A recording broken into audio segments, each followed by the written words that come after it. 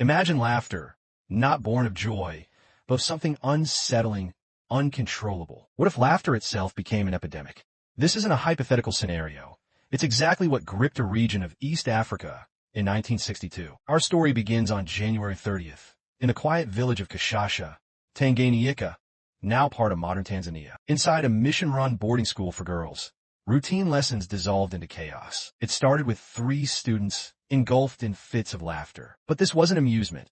It was relentless, infectious. Soon, the giggling spread like wildfire. Within hours, 95 of the 159 pupils were incapacitated, laughing and sometimes crying uncontrollably, their symptoms lasting from hours to over 2 weeks. The school, overwhelmed and unable to function, was forced to close. But sending the girls home didn't contain the phenomenon. It traveled with them. As students returned to their families in Shamba and surrounding villages, the bizarre affliction spread. Family members, neighbors, adults, and children alike succumbed to these perplexing fits. Panic began to set in. More schools across the region were forced to shut their doors as the wave of uncontrollable laughter and associated symptoms, restlessness, crying spells, even fainting, rolled through communities. Doctors and investigators were baffled. They searched for a virus, a toxin in the food or water, some environmental trigger. They found nothing. Blood tests came back normal. There were no signs of conventional illness. Yet, by the time the epidemic finally subsided, nearly 18 months after it began,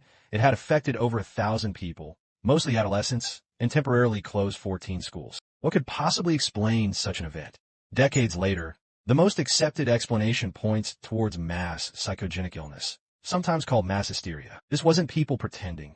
Their symptoms were very real. Think of it like collective stress reaching a boiling point. Tanganyika in 1962 was a nation newly independent, undergoing immense social and political transformation. Experts theorize that the underlying anxieties and stresses, particularly among young people facing uncertain futures in a structured environment like a boarding school, manifested physically. The laughter wasn't happiness.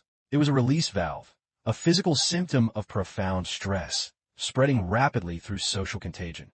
The same way a yawn can ripple through a room, but far more intense. The Tanganyika laughter epidemic remains one of the most striking documented cases of mass psychogenic illness. It serves as a powerful, almost surreal reminder of the profound connection between the mind, the body, and the intricate social webs we inhabit. It shows us how collective anxiety can take tangible, physical forms, rippling through a community in ways we still struggle to fully comprehend, blurring the lines between the psychological and the physical in a cascade of uncontrollable laughter.